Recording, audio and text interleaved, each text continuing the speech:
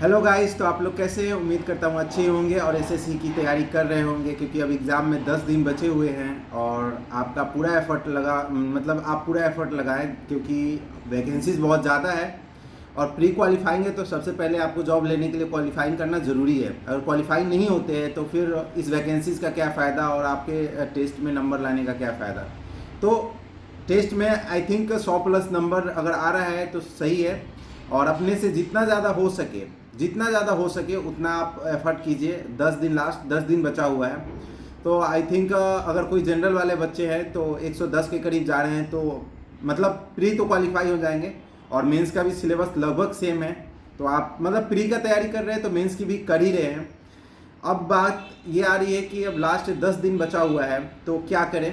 तो चलिए मैं आपको पहले परिचय करवा देता हूँ। पहले आपने इनको देखा होगा, ये सर हैं, इनकम टैक्स में हैं और इनका नाम है विवेक राही। एक्चुअली इनके चैनल पे भी आप लोगों ने देखा होगा, बहुत लोग जानते होंगे। इनके चैनल का नाम है एवेंजर्स ऑफ एसएससी मैथ्स, ठीक है। तो उनमें उस पर ये बताए हैं कि कौन सा शहर, मतलब कितना एक्सपेंसेस है वहाँ का, रहने लायक है कि नहीं है, और साथ ही ये गाइड भी करते हैं। जैसे कि मैं बता दूं कि इन्होंने बहुत सारे बच्चों को गाइड किया है, साथ में ही 28-30 बच्चों का। उसमें से लगभग ऑलमोस्ट सब लोगों का रिज़ल्ट है और कुछ लोग जॉब लेकर ज्वाइन भी कर चुके हैं और कुछ ज्वाइन करने वाले हैं, मेरे को जहाँ तक पता है। तो चलिए मैं पूछता हूँ कि 10 दिन की लास्ट स्ट्रेटजी क्या होनी चाहिए। और ये इनको बता दूँ कि ये मैथ स्पेशलिस्ट हैं। जब टॉफेस्ट शिफ्ट था तो 195 इनका आया था उस समय, जब मेरा 130-40 आ रहा था। तो इसी से आप अंदाज़ लगा सकते हैं। तो चलिए मैं पूछता हूँ, सबसे पहले मैं स्टार्ट करता हूँ कि मैथ के लिए जो जिनका वीक है और लास्ट 10 दिन बचे हुए, तो मैथ के लिए वो क्या करें। तो आप पहले आप अपना परिचय तो मैंने बता ही दिया, तो आप बताइए कि अब मैथ के लिए बच्चों को मतलब क्या करना चाहिए। लास्ट 10 दिन बचा हुआ है तो घबराहट भी होती है। तो मैथ्स के लिए आप सबसे पहली बात तो ये है, आप ये चीज़ जान लो, नया कुछ भी नहीं पढ़ना है। नया अगर पढ़ोगे फंसोगे।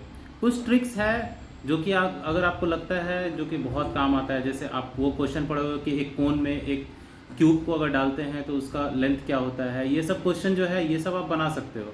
उसका शॉर्ट ट्रिक देख सकते हो। एक अगर मान लो कि ट्रायंगल है या फिर उसमें दो सर्किल अगर डाला हुआ है तो दोनों का रेडियस का रेशियो क्या होता है, ये सब क्वेश्चन का अगर ट्रिक कहीं से मिले तो बस वो आप ट्रिक याद करने का कोशिश करो और बाकी जितना ज़्यादा रिवीजन हो सके वो करो।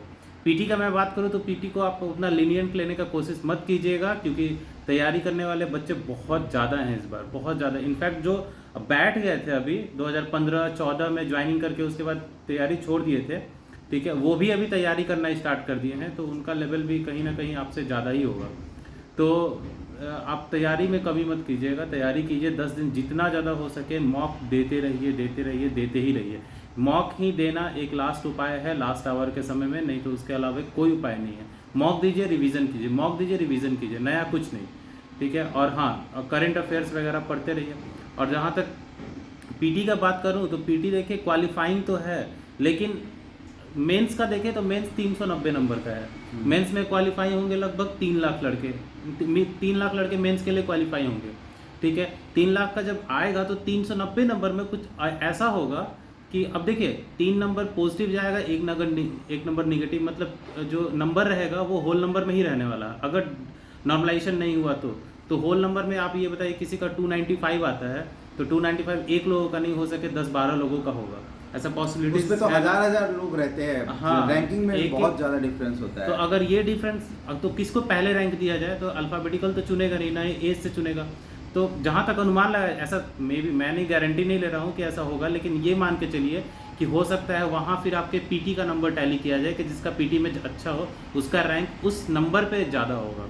तो पीटी को भी आप अपने पूरे लगन से दीजिए, ताकि मतलब आपका रैंकिंग भी उस नंबर पे ज़्यादा रहे, ठीक है। ऐसा नहीं कि 100-110 पे पास हो जाएगा, मेरे 120 आ रहा है तो चलो ठीक है, ऐसा नहीं करना है बिल्कुल। तो अभी मैथ के लिए आप बता दीजिए कि मैथ का टेस्ट ही दें। टेस्ट तो मैंने बता रखा है कि लास्ट के, हाँ, टेस्ट तो बेस्ट है, ठीक है। टेस्ट मतलब, लेकिन एक चीज़ मैं बताऊंगा, टेस्ट आप दीजिए ना तो अभी देखिए एक कंफर्टेबल जोन होता है सबका। मैं अपने स्टूडेंट्स को जब भी पढ़ाता हूँ तो सारी चीज़ मतलब हमेशा ये बोलता हूँ कि एग्ज़ाम से 4 दिन पहले आप ना अलग अलग सेक्शंस को ट्राई करो। जैसे पहले हमारा क्या आता था, पहले reasoning, then GK, then maths, then English, ये चारों लाइन से रहते हैं।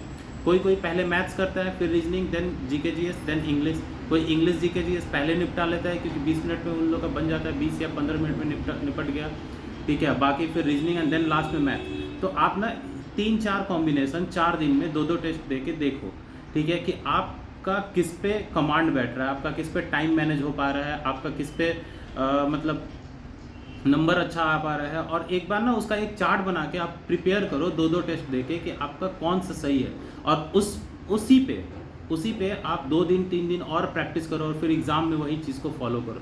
देखो आपको ज़रूर बेनिफिट होगा। कभी कभी क्या होता है ना कि हम लोग 110 नंबर आया, आपका मान लीजिए 100-110 नंबर आ रहा होगा, पिछला 10 टेस्ट से आपका 100-110 नंबर ही आ रहा होगा, बढ़ता ही नहीं होगा ना, घटता होगा, घटेगा भी नहीं और बढ़ेगा भी नहीं। 120 नंबर से ऊपर नहीं जाएगा, 100 से नीचे भी नहीं जाएगा, और वहीं आप स्टक रहोगे। 5-5 दिन, 7-7 दिन, 8-8 दिन, 10-10 दिन तक लोग परेशान रहते हैं नंबर क्यों नहीं बढ़ रहा है, जबकि पढ़ते भी हैं बैक साइड से, लेकिन तब भी नंबर नहीं बढ़ता है। तो एक बार आप ना सीक्वेंस चेंज करके देखो। मैं बहुतों को बताया हूँ ये चीज़ और बहुत फ़ायदा हुआ है इस चीज़ से, तो आप एक बार करके देखना। ये लास्ट स्ट्रेटजी ये बहुत मायने रखेगा आपके लिए। और एक चीज़ है कि मैं मतलब मेरा जहाँ तक एक्सपीरियंस है, आप ना 3 सब्जेक्ट को चेंज करते रहना, रीजनिंग को मत चेंज करना, रीजनिंग पहले ही बनाना, क्योंकि उस समय माइंड शार्प चाहिए। हाँ, रीजनिंग माइंड क्लियर चाहिए। लेकिन ये कहेंगे रीजनिंग में आप जितना टाइम बचा सको आप टाइम बचा लेना, क्योंकि रीजनिंग ऐसा है कि अगर बनाने बैठे तो 25-30 मिनट भी कम पड़ेगा, और बनाने वाले 15 मिनट में 12 मिनट में बनाते हैं, ठीक है। तो आपको करना है वो कि कैसे 20 मिनट तो होगा तो उसको स्किप करके आगे बढ़ना। और मैथ्स में सबसे इम्पॉर्टेंट है, अभी मैं ट्रेंड देख रहा हूँ, जब भी मैं भी टेस्ट वगैरह देखते रहता हूँ, देते भी रहता हूँ, कभी कभी मन नहीं लगता है तो एक ट्रेंड देख रहा हूँ कि 25 क्वेश्चन में से मैथ्स के 3-4 क्वेश्चन ऐसे हैं जो ट्रिकी हैं। बाकी क्वेश्चन ऐसे हैं कि अगर वो 20 क्वेश्चन को बनाने बैठोगे ना तो हो सके 5 मिनट में बन जाए आपसे, क्योंकि मन में ही कैलकुलेशन हो जाता है, इतना आसान रहता है। आपको वही क्वेश्चंस को जो टफ हैं, जो कि लग रहे हैं कि ये कैलकुलेटिव है, जैसे मान लीजिए कि एक कोई कोन दे दिया, कोन का रेडियस दे दिया, हाइट दे दिया, और उसका वो रेडियस हाइट भी ऐसा दिया जो ट्रिपलेट नहीं है, और उसका कर्व सरफेस एरिया पूछ लिया, ठीक है। तो उसमें आपको मतलब दिक्कत हो जाएगा निकालने में, चीज़ें पॉइंट में जाने लगेंगी, और लिखा रहेगा क्वेश्चन में कि नियरेस्ट टू 2 डेसिमल प्लेसेस, तो ऐसे में आपको कैलकुलेशन में फंसेगा आप। तो वैसे क्वेश्चन को आपको वेरीफाई करना है, और वैसे क्वेश्चन को वेरीफाई करके स्किप करना है। स्किपिंग देखिए जो सीख लिया वो एसएससी का मास्टर बन गया है। स्किपिंग बहुत बड़ी मतलब एक तरीके से वो है कि आप अगर स्किप करना जान गए ना तो आप क्वेश्चन को मतलब आपको पता चल जाए कौन सा क्वेश्चन पहले बनाना है। हाँ। हम लोग भी बनाते तो स्किप करते हैं, ऐसा नहीं है कि लगातार क्वेश्चन बनाते जाते हैं। तो आप लोग स्किप करने की भी रणनीति सेट कर लीजिए, अभी 10 दिन है कि कैसे स्किप करना है, और ज़्यादा टाइम किसी भी क्वेश्चन में मत दीजिएगा, क्योंकि क्वेश्चन में बहुत ज़्यादा लोग दे देता है। जैसे मैं अभी देख रहा था, एक स्टूडेंट है, मैं इवेल्युएशन करते रहता हूँ जनरली, तो अभी क्या हुआ कि मैं जब देख रहा था ना तो एक लड़के का नंबर नहीं आ रहा था ज़्यादा अच्छा। मैं बोला कि एक काम करो, मेरे को ना अपना टेक्स्ट बुक का आईडी बताओ, मैं लॉगिन करके मैं देखा उस पर, तो मैं एक चीज़ देखा, वो मैथ के एक सेक्शन पे पता है उसने 6 मिनट लिया था, एक क्वेश्चन पे, मैथ के एक क्वेश्चन पे 6 मिनट लिया था, और वो पूरा जीके बनाने में 5 मिनट 31 सेकंड लिया था। आप सोचिए जितना एक मैथ में बनाया उतना में 25 जीके मार दिया था, भले वो गलती सही जो भी मारा हो, लेकिन देख तो लिया था ना 25 क्वेश्चन, ठीक है। तो मतलब ये सोचिए कितना मायने रखता है कि एक क्वेश्चन अगर मैथ में फंसे उतना देर में आप पूरा जीके कर लेंगे। 6 मिनट में हो सके आप 20 रीजनिंग बना लेंगे, पैसेज को छोड़ दिए, रीजनिंग नहीं सॉरी इंग्लिश, अगर पैसेज को छोड़ दें तो 20 आराम से बना लोगे आप। तो चलिए आप लोग ये काम करते रहिए। और कुछ बच्चे नोट्स मांग रहे थे तो मेरे पास देखते हैं, अगर नोट्स है मैंने बनाया है लेकिन यहाँ पे नहीं है, घर पे है, कुछ है यहाँ पे तो मैं आप लोगों को प्रोवाइड कराऊंगा। और अभी तो मैं ट्रेनिंग में हूँ तो आपको नासीन का भी कुछ एक्सपीरियंस बताऊंगा, लेकिन अभी कुछ दिन हो जाए ट्रेनिंग तो अच्छी है। और बाकी तो आप इनके चैनल पे देख ही सकते हैं, इन्होंने नासीन के बारे में डाल रखा है, नासीन का वीडियो आप देख सकते हो, उसमें पूरा डिटेल में दिया हुआ है।